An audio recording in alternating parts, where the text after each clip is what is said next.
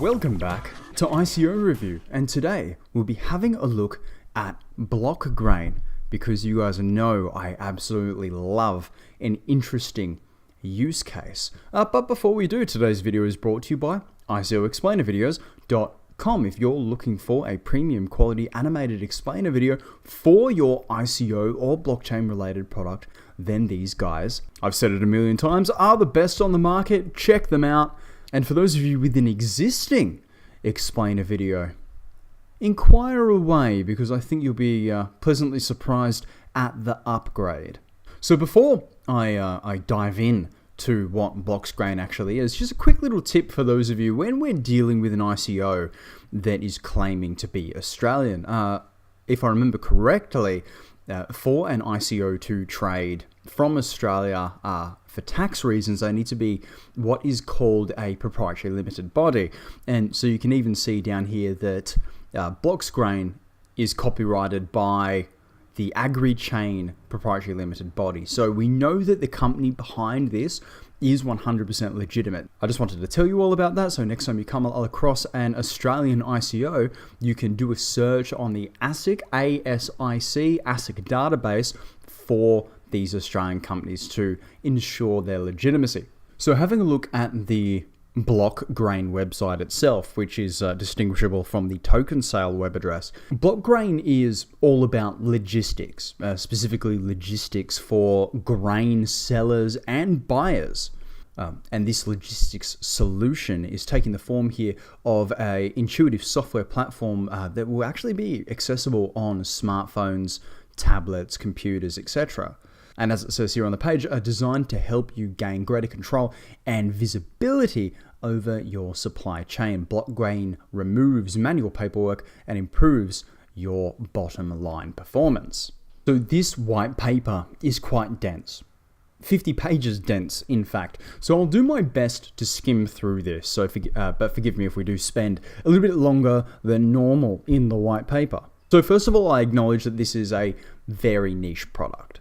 Now, at least a seemingly niche product. However, the agriculture business here in Australia is enormous. So if we're going to have a look at what could be considered a niche project, we should probably have a look at what problems they solve. Now, the first issue that they talk about is poor data management. Despite the rapidly expanding adoption of agricultural technologies, post-harvest operations are impaired by systems that only manage a small part of the supply chain. No industry-wide software solution is available to support farmers and key ancillary companies on a single independent global platform. So if that is accurate and legitimate, then these guys have first mover advantage in a pretty significant way. And then one of the things that the blockchain is beautiful at addressing is lack of trust and visibility. So global supply chains are complex systems with high barriers to entry for smaller market participants. This complexity also means that the further the agricultural product has to move, the harder it becomes to follow their path through the market. So with that comes risk. Currently, it's largely unattainable for local farmers to deal directly with global consumers. Currency exchange risks, contract renegotiations, buyer payment difficulties, cumbersome documentation, and high administrative overheads force local farmers to rely on multinational intermediaries to export their products. So this whole process then bleeds over into the categories of lack of traceability, transparency for consumers, and of course, in a lot of these situations, the consumer actually has little to limited knowledge of chemicals, pesticides, gases used in the production and transportation of food products across the entire supply chain. But then that's opposed by more customers worldwide demanding information as they have the right to do so. So with chains like this, with a total supply chain tracking logistics system, we can freely provide that information to the end consumer, which I find interesting.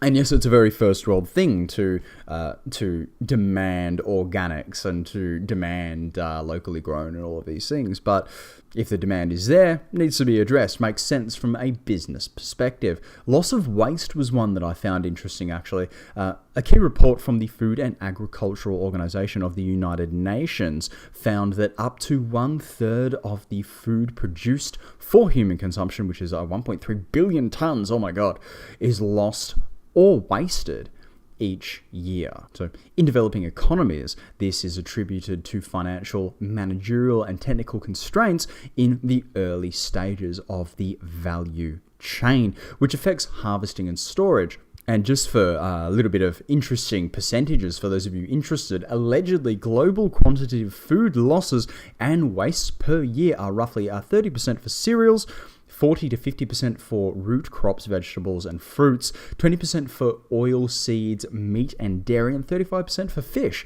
But I could spend all day here wading through the white paper, talking about the individual problems that they solve. But I wanted to mention some of these at least, because this makes me happy. This is another example of the blockchain being used not to make a quick buck, but to actually address a real world issue and concern for a global industry. So instead of me rambling on the problems that they are solving for the next half an hour, for those of you on YouTube, you can see on the screen in front of me. For those of you on the podcast, pop over to blockgrain.io and you can see the benefits, of course, the supply chain tracking and automation, traceability and proof of origin, improved supply chain efficiency, direct international transactions. Everything's done via smart contracts, of course. Improved stock management, enhanced information with less paperwork, and reduced transaction risk and uncertainty. Again, thanks to the blockchain and those smart contracts, which all brings me to the token use. So the token use. Blockgrain users will pay AGRI, or AGRI, which is the name of the ERC20 compliant token, to create commodity contracts for selling and buying of agricultural products. Once a commodity contract has been created, any future amendments require new data to be written to the public blockchain will also incur an AGRI transaction fee. Completing, closing, or voiding contracts will also require an AGRI payment to finalize the commodity transaction between the seller and the buyer. And have a scroll through the white paper as well, which link in the description. So page 34 and onward, they've got a few nice examples of what the data of agreement will look like, or the data of settlement will look like, depending on what part of the transaction you sit at, etc. And another smaller use for the token on this platform is in collecting big data. Blockgrain is planning to incentivize contributors of that data by awarding them a set amount of AGRI tokens for being able to source that data directly from their contributions. But really the main value proposition here, like any other utility token, is tied directly to the utilization, the use of the Blockgrain platform itself. Supply and demand, all that lovely stuff. The project's soft cap is 4 million, which I think is really, really solid for this market. And the hard cap is sitting at 22.5 million, which the further through April that we move right now, the more and more that feels attainable as well. So the token price is 7.5 US cents for one AGRI token. And it seems like the team is trying to strike a real sweet spot with the price of this particular token. They've diluted the pool with 1 billion. But on the other side of the equation, Blockgrain has also a lockup system in place, so a certain percentage of their token revenue will be placed into what they're calling a commodity fund, essentially reducing the number of circulating tokens as time progresses. So while that's not a burn in the traditional sense, it is starting to introduce scarcity as the project progresses over time. So I feel as though it's a nice planned balancing of the scales. And while we're talking about notes from the team, the reason why there is such a large number of tokens there is that the company also has a beta system in operation for fruits and vegetables and will be expanding into livestock and wool. So while we only have a grain specific system here right now, the ecosystem will be expanding rapidly, it seems. So if we do a bit of crude math and just presume once the entirety of the supply hits the market, which won't be for some time, I imagine, the maximum potential cap that I see here is 75 million, but we shall see. But with these particular use cases, again, I'm not necessarily concerned with total cap. Yes, of course, we all want to get a little bit of return out of our investments, but I'm really interested in this one just for the use case and the potential good it can do for the agricultural industry. Final notes before we wrap this one up, we should have a quick look at the team. So in case it wasn't clear at the beginning of the video, this is an Australian-based ICO, so it's good to see an Australian CEO.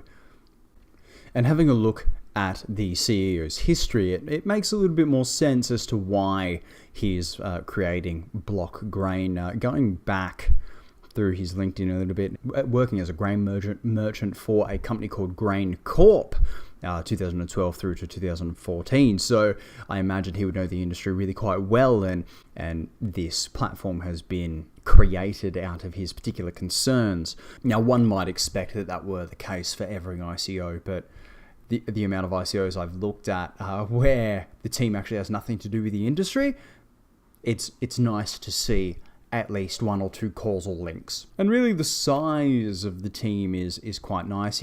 They have really padded out the advisory board with blockchain experts, which is fantastic in my personal opinion. ERC20 tokens, utility tokens, I don't necessarily think they need full-time team members that are aware of blockchain, because they're not first and foremost a blockchain company. They're a utility platform based on the blockchain. So it is nice to see that while they are not individually focused on the blockchain, that they have plenty of backup and support for creating the token. As well as, I'm happy to see supply chains and logistics advisors, as well as an international markets advisor. So really, in terms of a utility, in terms of a platform, these guys look great to me. 16 days and 18 hours remaining as of filming, with the token sale beginning on the 26th of April. Well, how's that for a use case? Let me know what you think about this one in the comment section below. If you like this project, go join them on their Telegram, and you should know by now where to find those links. I have been your crypto enthusiast, and I'll see you in the next video.